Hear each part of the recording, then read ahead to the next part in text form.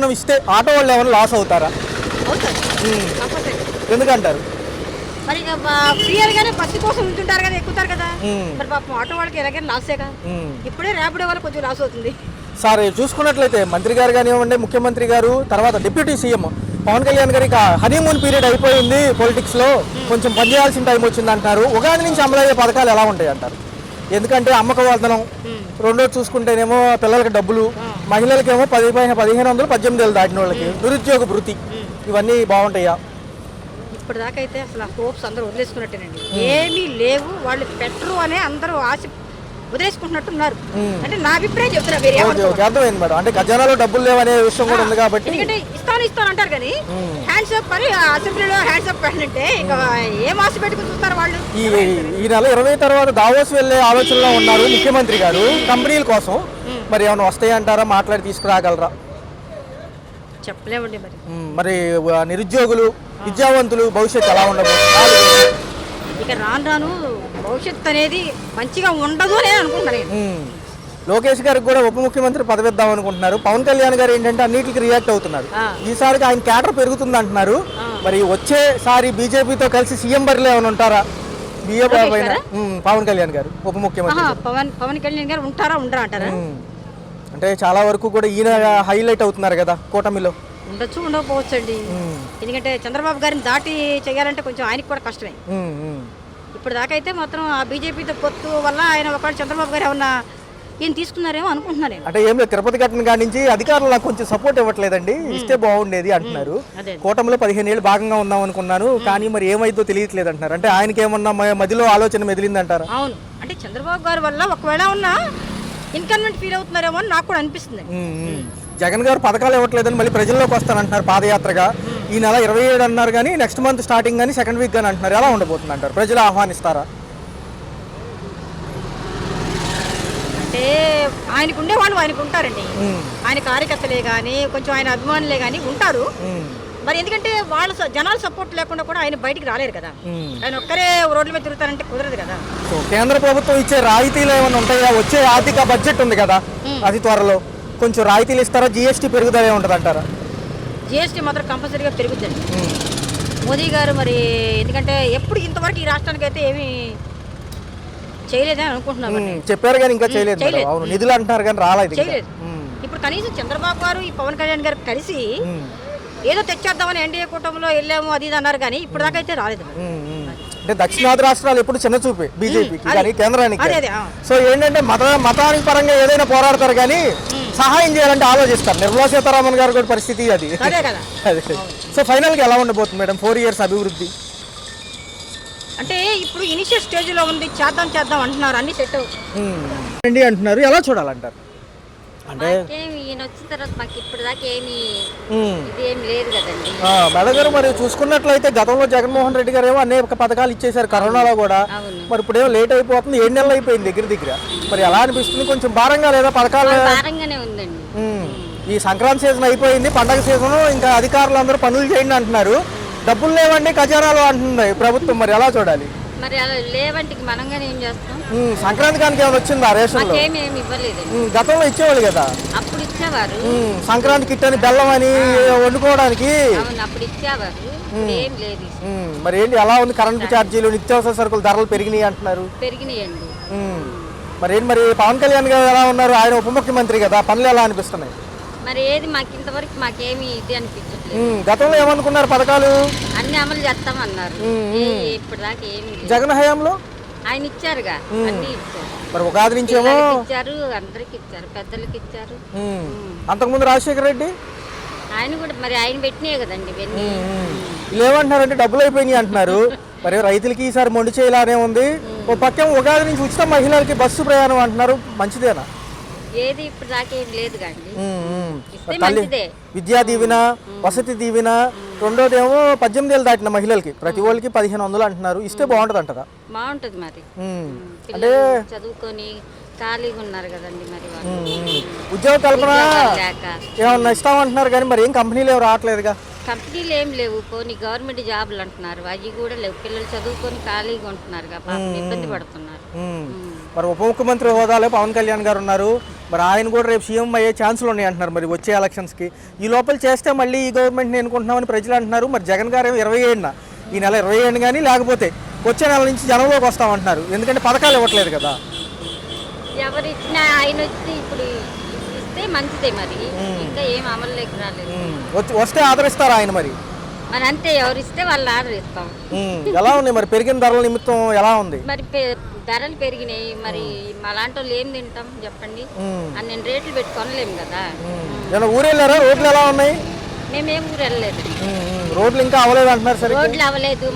అసలు మా సందుల్లో అయితే ఎప్పుడో తవ్వి పెట్టారు, గొయ్యలు గొయ్యలు గొయ్యలు. అయ్యేంతవరకు ఎవరు తలుసుకోలేదు. 7 నెలలు అయిపోయింది, ఒక వాలంటీర్లు కూడా లేరు అసలు. వాలంటీర్లు ఎవరు లేరు, ఏమన్నా అడిగితే సచివాలయం వెళ్ళంటారు. గ్యాస్ సిలిండర్లు అన్న అందినయా? కొంతమందికి అన్నీ, కొంతమందికి అందలేదు. డబ్బులు పడలేదు అంటారు. పడలేదు. మరి చూద్దామంటారా ఈ 4 ఏళ్ళు ఎలా ఉండబోతుంది అనేది? తప్పదుగా, అంతా ఇంకా మరి తప్పదు, మరి ఏం చేస్తాం, ఉండదు. పథకాలు ఇస్తే బాగుంటది, ముందు మహిళలకి ఇవ్వండి అంటున్నారు చాలా మంది. మరి వీళ్ళు ఏం చేస్తారో చూద్దామండి. అదంతా ఇంకా వాళ్ళ ఇష్టం అండి. అన్ని అమలు చేస్తే మళ్ళీ ఏదో అవుద్ది, ఇలా ఉంటే ఎవరైనా చేయలేరు కదా. బియ్యం రేట్లు ఏమో బాగా తారాస్థాయిలో ఉన్నాయి, రేషన్ బియ్యం ఏమో పక్కదారులు పడుతుంది. సన్న బియ్యమా డబ్బులా అంటారా జనరల్గా బియ్యం వైపు వస్తే? రైతు బాగుంటేనే రాజ్యం బాగుంటుందండి. ఏదైనా రైతు పథకాలు అందట్లేదని చెప్తున్నారు. సీఎం గారికి మేము ఒకటే చెప్తున్నా, ఎన్ని ప్రభుత్వాలు వచ్చినా ఉచిత విద్య కావాలి, ఉచిత వైద్యం కావాలి. ఈ 2 పథకాలు ఉంటే మాత్రం పేదవాళ్ళకు కూడా అందాలండి. ఎవ్వరు డబ్బులు లేకుండా చనిపోకూడదు, వైద్యం అందాలి. అది లక్షల్లో కానివ్వండి, ఎంతలోనన్నా కానివ్వండి. ఇప్పుడు వైఎస్ రాజశేఖర రెడ్డి గారు ఉన్నారంటే ఆరోగ్యశ్రీ బాగా పెట్టారు.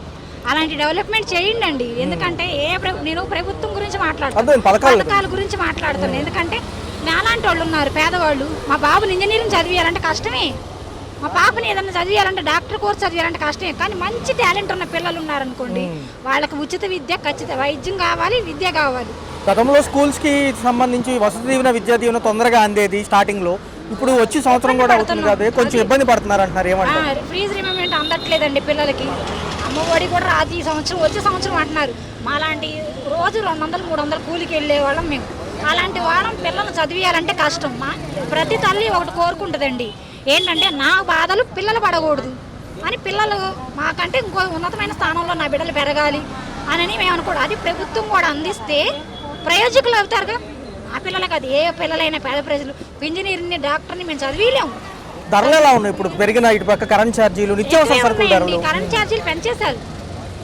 నిజంగా కట్టలేకపోతున్నాం. పెనాల్టీ వేసి కట్టాల్సిన పరిస్థితి వచ్చేసిందండి. 50 రూపాయలు, 100 రూపాయలు మాకు పడేది 300, 200. ఇప్పుడు 10 రూపాయలు పడుతుంది.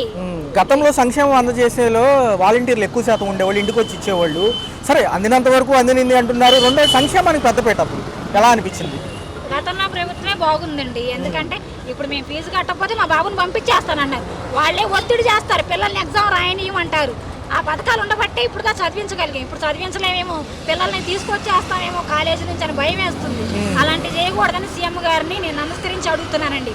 ఉచిత విద్య, ఉచిత వైద్యం చేయండి. అది చేసి పేదవాళ్ళకి అందుబాటులో ఉండండి సార్. ప్రైవేట్ రంగాల్లో ఆల్రెడీ ఆగిపోయింది మేడం, ఆరోగ్యశ్రీ, ఎన్టీఆర్ ఆరోగ్య సంబంధించి. సో మరి ఎలా అనిపిస్తుంది? భారంగా ఉంది సార్, భారంగా ఉంది. ఇప్పుడు ఏం చూపించుకోవాలన్నా మేము ఏం చూపించుకోగలుగుతాం? అందరికీ బీపీలు, షుగర్లు పెరిగిపోయినాయి. అలాంటి చిన్నవి కాదు, కానీ పెద్ద వైద్యం మాత్రం రావాలని కోరుకుంటున్నాం. ఉగాది నుంచి అమలయ్యే పథకాలు ఎంతవరకు పారదర్శకంగా ఉంటాయి మేడం? మహిళలకు డబ్బులు అంటున్నారు, పిల్లలకు డబ్బులు అంటున్నారు. నాకు నమ్మకం తక్కువేనండి, కానీ చెయ్యాలని మాత్రం మనస్ఫూర్తి కోరుకుంటున్నానండి. చంద్రబాబు నాయుడు గారికి ఇప్పుడే చెప్తున్నానండి, అవి చెయ్యకపోతే ప్రజలు మాత్రం మిమ్మల్ని బాగానే నిందిస్తారు సార్. మరి జగన్ గారు ఫిబ్రవరి నుంచి జనంలోకి వస్తున్నారు, ఎలా అనిపిస్తుంది? సార్ రావాలనే కోరుకుంటారండి. ఎందుకంటే నేనున్నాను, నేను విన్నానని సార్ ఎలా చెప్పారు అలాగే చేశారండి. చాలా మటుకి పేదవాళ్ళని చూశారు జగన్ గారు. ఈ చంద్రబాబు నాయుడు గారు చూడాలని మేము ఆశపడుతున్నాం. అది నెరవేర్చండి. ఎవరైనా సార్ పేదవాళ్ళకి అందుబాటులో ఉండండి సార్. ఉండవాళ్ళని మనం చూసే పని ఉండదు, ఎందుకంటే వాళ్ళు సంపాదించుకుంటారు కాబట్టి, ఉద్యోగస్తులు కాబట్టి ఏదైనా చేయగలరు. మాలాంటి పేదవాళ్ళని ఆదుకోవాలని నేను ప్రభుత్వాన్ని కోరుకుంటున్నాను. పథకాలు అయితే కనుక పండగ సీజన్ అయిపోయింది, సంక్రాంతి, ఉగాది నుంచి అంటున్నారు. ఇస్తే ఎలా ఉంటుంది అంటారు? బాగానే ఉంటుందండి. మరి ప్రభుత్వం మరి మాకు ఇవ్వాలనే కోరుకుంటున్నాము. ఇప్పటి వరకు అయితే చంద్రబాబు గారు ఏది తీసుకోవటం లేదు. మరి ఏంటి ఇవ్వాలనే కోరుకుంటున్నాం. మరి అమ్మఒడి అని, బస్సు ప్రయాణం అని అన్నీ కూడా ఇవ్వాలనే కోరుకుంటున్నాం. ప్రభుత్వాన్ని కోరుకుంటున్నాం. మరి మన సీఎం గారికి మరి మా ధన్యవాదాలు చెప్పుకుంటున్నామండి. ఉప ముఖ్యమంత్రి పవన్ కళ్యాణ్ గారు ఉన్నారు. పవన్ కళ్యాణ్ గారికి కూడా మా ధన్యవాదాలు చెప్పుకుంటున్నాం సార్. మరి ఈ పథకాలన్నీ కూడా అమల్లో తీసుకురావాలని మరీ కోరుకుంటున్నాం. లోటు బడ్జెట్ల వల్ల కొంచెం టైం పట్టింది. రేపు కేబినెట్ మీటింగ్ ఉంది 17వ తారీఖు. అనంతరం కూడా ఒక పక్క చంద్రబాబు నాయుడు గారు కంపెనీలు తేవడానికి దావోస్ కానివ్వండి, ఇటు పక్క పథకాల అమలుకి కానివ్వండి, నామినేటెడ్ పోస్టులు అని కొన్ని ఉన్నాయి. ఇవన్నీ రేపు తేలబోతున్నాయి. అయితే కొంచెం ఉచిత బస్సు పెడితే గందరగోళం అవుతుందా? ఆటో వాళ్ళకి కొంచెం ఉపాధి పోతుంది అంటారు. అంటే పోతుంది కానీ చాలా జాగ్రత్తగా చేసుకోవాలి సార్. అది మరి కంట్రోల్లో ఉండి జాగ్రత్తగా వెళ్తే ఏదైనా బాగానే ఉంటాయి. పెట్టాలనే కోరుకుంటున్నాం. మేడం మరి గతంలో ఏమో అందుకున్నారు 9 పథకాలు ఉన్నప్పుడు, ఇప్పుడు ఏమో 6 పథకాలు కదా? 6 పథకాలండి. 6 పథకాల్లో 2 పథకాలు అయితే వస్తున్నాయి. మరి మనకి ఈ ఉన్నాయి కూడా పథకాలు రావాలనే కోరుకుంటున్నాం. మేడం తదుపరి చూసుకుంటే ఏదైతే ఒకవేళ లోకేష్ గారికి కనుక ఉప ముఖ్యమంత్రి ఇస్తే ఎలా ఉంటుందంటారు? ఎందుకంటే ఆల్రెడీ ఈయన రెస్పాన్స్ ఇస్తున్నారు కదా పవన్ కళ్యాణ్ గారు. ఏ ఘటన జరిగిన తిరుపతి ఘటన కానివ్వండి, మహిళల పైన కానివ్వండి, అభివృద్ధికి సంబంధించి ఈయనే ముందు వస్తున్నారు అన్నింటిలో పవన్ కళ్యాణ్ గారే ముందు వస్తున్నారు. సో ఆయనకి ఇస్తే ఎలా ఉండదు అంటారు మళ్ళీ ఉప ముఖ్యమంత్రి? పవన్ కళ్యాణ్ గారే రావాలి. మేడం మరి చూసుకుంటే తదుపరి జగన్ గారు కూడా ఫిబ్రవరి నుంచి జనంలోకి వస్తానంటున్నారు. పాదయాత్రకి ఎలా అనిపిస్తుంది? చూద్దామండి. ప్రభుత్వం ఎలా చేస్తే ఆయన కూడా చూడాలి, ఈయన కూడా చూడాలి. గతంలో అప్పుల పాలైపోతుంది ఆంధ్ర అన్నారండి. అప్పుడు మరి ఎందువరకు ఎందుకని చేశారో మనకైతే తెలియదు. చేశారు అంటున్నారు ప్రభుత్వం. మరి అటు ఆలోచించాలి, ఇటు ఆలోచించాలి. మేడం మరి సంక్షేమ పథకాలు అందజేతలు అప్పుడు వాలంటీర్లు క్రియాశీలకంగా వ్యవహరించారు. ఇప్పుడు వాళ్ళు లేరు కదా, ఎలా అనిపిస్తుంది? సంక్షేమ పథకాలంటే బాగానే ఉన్నాయండి. చేసేవాళ్ళు చేస్తున్నారు, రాని వాళ్ళకి రాలేదు. మరి మాలాంటి వాళ్ళకి అసలు ఇల్లే రాలేదు జగన్ గారు పరిపాలనలో. అయితే మాలాంటి వాళ్ళు కూడా పేదలను కూడా ఆలోచించాలి కదండి. ఉన్న వాళ్ళకి పెట్టకూడదండి, లేని వాళ్ళు కూడా ఆలోచించాలి. తదుపరి చూస్తే 4 ఏళ్లలో ఉద్యోగ భద్రతతో పాటు అమరావతి పోలవరం డెవలప్మెంట్ అంటున్నారు. అవుతాయా? కేంద్రం మనల్ని ఆదుకుంటుంది? అసలు ఆదుకుంటుందండి. చంద్రబాబు నాయుడు గారు అయితే పక్కాగా చేస్తారని మా నమ్మకం అండి. ఓకే పెట్టారు. ఎవరైతే ఉన్నారో మన విద్యాశాఖ మంత్రి లోకేష్ గారు రెడ్ బుక్ రాజ్యాంగం అమలవుతుంది ఫిబ్రవరి నుంచి అంటున్నారు. యువకాలంలో ఎవరైతే ఇబ్బంది పెట్టారో వాళ్ళని జైల్లో వేస్తామంటారు. ఏంటి అసలు ఏం జరుగుతుంది? మీ రాష్ట్ర ప్రభుత్వ పాలన రెడ్ బుక్ రాజ్యాంగం అమలు పరుస్తుందా లేక యువకుల జీవితాలని చిన్నాభిన్నం చేయడానికే కేవలం ఈ రెడ్ బుక్ రాజ్యాంగాన్ని నడుపుతున్నారు. ఈయన విద్యాశాఖ మంత్రి కాదు. విద్యాశాఖ మంత్రి కాకుండా మేము ఎవరైతే దాడి చేశారో వాళ్ళకి ప్రతిఘటన చూపిస్తామని చెప్పిన ఒక శాఖను కూడా తయారు చేయాలని చెప్పి మేము తెలియజేస్తాం. అన్నయ్య గారు ఎందుకు ఇవన్నీ? ఒక పక్క పథకాలకేమో తిరోగమనం పడుతున్నాయి. ఉగాదికి వెళ్ళింది, సంక్రాంతి పండుగ కూడా సరిగ్గా జరగలేదు. పెరిగిన ధరల రీత్యా అనేక మంది డేలా పడ్డారు. ఒక పక్క చూసుకుంటే పెరిగిన ఈ ధరలతో పాటు విద్యుత్ ఛార్జీలు బాగా భారంగా ఉన్నాయి. గతంలో ట్రూ ఆఫ్ ఛార్జీలు తీసేస్తామన్నారు. ఇదంతా కూడా బాదుడు అన్నారు. ఏమైపోయినాయి ఇవన్నీ? ఈ ప్రభుత్వానికి సామాన్య ప్రజలకి పట్టం కట్టాలని లేదు. కేవలం గరీబులకి, కోటీశ్వరులకి పక్కాగా కొమ్ము కాయడానికే ఈ ప్రభుత్వం ఉందని చెప్పని తెలియజేస్తాం. ఒక పక్క చూసుకుంటే ఉప ముఖ్యమంత్రి గారు ఉమ్మడికోటంలో భాగంగా నిలబెట్టిన తర్వాత ఆయన చూసి ఓట్లేసిన వాళ్ళు ఎక్కువ ఉంటే, ఇప్పుడేమో మళ్ళీ ఉప ముఖ్యమంత్రి పదవి లోకేష్ గారికి అంటున్నారు. గత 2 రోజులకి ఎందుకంటారు? మా ఉప ముఖ్యమంత్రి పవన్ కళ్యాణ్ గారికి సనాతన ధర్మం అనే ఒక పిచ్చి ఉందండి. ఆ సనాతన ధర్మం అయిపోయింది. లడ్డూ విషయం మాట్లాడారు, అంతా అయిపోయింది. మరి అదే తిరుపతిలో అన్నమయ్యకి శాంటాక్లాస్ టోపీ పెట్టినప్పుడు మీ సనాతన ధర్మం ఏమైందో అని కూడా పవన్ కళ్యాణ్ గారిని అడుగుతా ఉన్నాం. 6 చనిపోయారు, 50 మంది పైనే గాయపడ్డారు తొక్కిసలాట్లో. ఏదైతే వైకుంఠ ఏకాదశి దర్శనానికి వెళ్ళారు దాని గురించి మాట్లాడుతూ అధికారులు సపోర్ట్ చేయట్లేదు. కూటమిలో నేను 15 ఏళ్ళు ఉండలేనేమో అంటున్నారు ఆయన. మొన్న టీటీడీ ఈఓ బిఆర్ నాయుడు గారు చెప్పారు, చనిపోయిన వాళ్ళకి ఎక్స్ప్రెస్ ప్రకటించడం కాదు, వాళ్ళు వచ్చిన సామాన్య భక్తులు దర్శనం కోసం వచ్చారు, అలాంటి వాళ్ళకి ఎక్స్ప్రెస్ ఇచ్చి స్వామివారి దర్శనాన్ని డబ్బులతో ముడిపెట్టొద్దని చెప్పన్నారు. వచ్చి పరామర్శిస్తే బాగుండేది, వచ్చే పని కంటే నేను వచ్చేదేంటి ఆయన చెబితే అంటున్నాడు బిఆర్ నాయుడు గారు. అంటే మా పవన్ కళ్యాణ్ గారి సనాతన ధర్మం పిచ్చి ఉందండి. ఆ పిచ్చి పరాకాష్ఠ జరిగినప్పుడు ఇలాంటి ఆలోచనలు వస్తాయి. ఉప ముఖ్యమంత్రికి ఆయనే ఫస్ట్ రెస్పాన్స్ ఇచ్చారు కన్నా ఈ ఘటన పైన కూడా ఇచ్చారు. దానికి తర్వాత పరిష్కారం ఏంటని చెప్పలేదు కదా మనకి ఉప ముఖ్యమంత్రి గారు. ముఖ్యమంత్రి హోదా తర్వాత ముఖ్యమంత్రి హోదాలో ఉన్నారు. అసలు లడ్డు విషయం మాట్లాడిందే పవన్ కళ్యాణ్ గారు. మీరు బయటకు వచ్చేటప్పుడు ఆందోళన చేయాలి కదా. మరి అన్నమయ్యకి శాంటాక్లాస్ టోపీ పెట్టడం మీరు ఏం చేయాలి కదా. మరి ఇప్పుడు మీ సనాతన ధర్మం ఏమైంది? మీ సనాతన ధర్మాన్ని పక్కన పెట్టి బాప్టిస్ట్ని తీసుకున్నారు మీరేమన్నా. టీడీపీ ఫ్యూచర్లో బలోపేతం కావాలంటే ఉప ముఖ్యమంత్రి పదవి లోకేష్ గారు ఇవ్వాలని గత 2 రోజులుగా చర్చలు నడుస్తున్నాయి, ఎందుకంటారు మళ్ళీ? మా పవన్ కళ్యాణ్ గారు బీజేపీలో విలీనం చేసేస్తున్నారని పెద్ద టాక్ నడుస్తుందండి. ఓకే. జనసేన పార్టీని అట్టడుగున నమ్ముకున్న ఎవరికి కూడా న్యాయం చేయలా. న్యాయం చేయకుండా ఆయన స్వార్థ ప్రయోజనాల కోసమే పార్టీని బీజేపీలో విలీనం చేయడానికి సిద్ధంగా ఉన్నారు. మరి ఫిబ్రవరి నుంచి ఏదైతే ఉందో ఈ సెక్షన్కి సంబంధించి మాజీ ముఖ్యమంత్రి గారు ప్రజల్లోకి వస్తున్నారు, జగన్ గారు. మరి ఎలా ఉండబోతుంది? మళ్ళీ ప్రశ్నిస్తానంటున్నారు. ఆయన పాదయాత్రకు రెస్పాన్స్ ఎలా ఉంటుంది అంటారు? ఆయన చేసిన మంచి పనులే కానివ్వండి, మీరు మంచి పనులు చేస్తే మీకు పట్టం కడతారు, మీరు మంచి పనులు చేస్తే మీకు పట్టం కడతారు. ఇప్పుడు మీరు అనేక సందర్భాల్లో మీరు ప్రశ్నించారు కాబట్టి మీకు 21 సీట్లు పరిమితం చేశారు. ఏమో రేపు రానున్న రోజుల్లో ప్రజలు ఈ సనాతన ధర్మం అన్నీ గుర్తుపెట్టుకుంటారో లేదో చూడాలి. అంతేగాని పవన్ కళ్యాణ్ గారు ఏదో నేను 175 చేసేస్తాను నెక్స్ట్ అంటున్నారు, కానీ ముందు మీరు పార్టీని బీజేపీలో విలీనం చేసుకోకుండా చూడండి. ఓకే.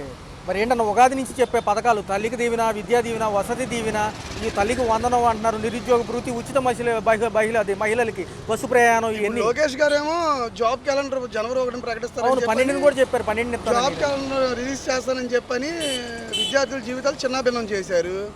దాన్ని ఏమైనా రెడ్ బుక్ రాజ్యాంగంలో రాసుకున్నారేమో అని చెప్పని కూడా మేము సూటిగా ప్రశ్నిస్తూ ఉన్నాం. మేము కూడా బీటెక్లు, ఎంటెక్లు, ఇంజనీరింగ్లు చేసిన విద్యార్థులందరూ కూడా బయట ఉద్యోగాలు లేక అలమటిచ్చిపోతా ఉంటే మీరేమో రెడ్ బుక్ రాజ్యాంగం నడుపుతా ఉన్నారు. 20 లక్షల ఉద్యోగ కల్పన ఇస్తామన్నారు, డిఎస్సీ అన్నారు, అది ఏమైపోయింది? జూన్ అంటున్నారు కదా. కాబట్టి డిఎస్సీ ఒక లెక్కన చెప్పాలంటే 16,000 ఉద్యోగాలు జగన్మోహన్ రెడ్డి ప్రభుత్వంలోనే సంతకం పెట్టారు. వీళ్ళు కొత్తగా చేసింది ఏముంది? దాన్ని క్యాన్సిల్ చేశారు కదా మళ్ళీ. దాన్ని క్యాన్సిల్ చేసి వీళ్ళేదో ఒక జీవో పాస్ చేసినట్టు వీళ్ళు చేసుకుంటున్నారు. దీంట్లో ఏముంది? కాంట్రాక్ట్ కూడా తీసేసి కలిపారు కదా వాళ్ళని కూడా. దాంట్లో అనేక దేవాలయాల్లో ఆర్జేసీ టెంపుల్స్కి 1 year ఎక్స్పీరియన్స్ లేని వాళ్ళకి కూడా అవును కాంట్రాక్ట్లు ఇచ్చేస్తున్నారు ఆర్జేసీ టెంపుల్స్లో. అలాంటి అనామతులను కూడా ఎందుకు మీరు ప్రోత్సహిస్తున్నారు? మీరు రెడ్ బుక్ రాజ్యాంగం నడుపుతున్నారా మీరేమన్నా? మరి ఏంటన్న భవిష్యత్తు అంధకారమే అంటారా? సంక్షేమం కోసం ఎదురు చూసే ప్రజలు, పేదవాళ్ళకి పరిస్థితి ఏంటి? 2047 విజన్ అనేది మేము ఇప్పుడు ఏం చేయలేము, 2047లోనే ఈ రాష్ట్రం అభివృద్ధి చెందుతుంది అని చెప్పని ఒక సంకేతం ఇస్తున్నారు. అన్నేళ్ళు ఇళ్ళే ఉంటారు అయితే ఎవరుంటారో మాకేం తెలుసండి. ఓకే. అంటే వాళ్ళు ఆ టైంకి 2024 విజన్ అని పెట్టింది కూడా దానికి కారణం అదే. 2047లో ఈ రాష్ట్రం అభివృద్ధి చెందుతుందని చెప్పి అనుకుంటున్నారు అందరూ. ఈ రెడ్ బుక్ రాజ్యాంగంలో ఈ 5 సంవత్సరాలు కూడా దాడులు చేసిన వాళ్ళకి దాడులు, కార్యాలయం ధ్వంసం చేసిన వాళ్ళకి కార్యాలయం ధ్వంసము, లేదంటే ఎవరైనా చంపిన వాళ్ళు అంటే ప్రతీకారం వాళ్ళని చంపడాలు ఇవే ఉంటాయి. 2047 విజన్ అంటే 2047కి అభివృద్ధి చెందిద్ది ఆంధ్ర రాష్ట్రం అని చెప్పని అంటున్నారు. అది చంద్రబాబు ఉంటాడా లేదంటే జగన్మోహన్ రెడ్డి ఉంటాడా అని చెప్పని మనకు తెలియదు.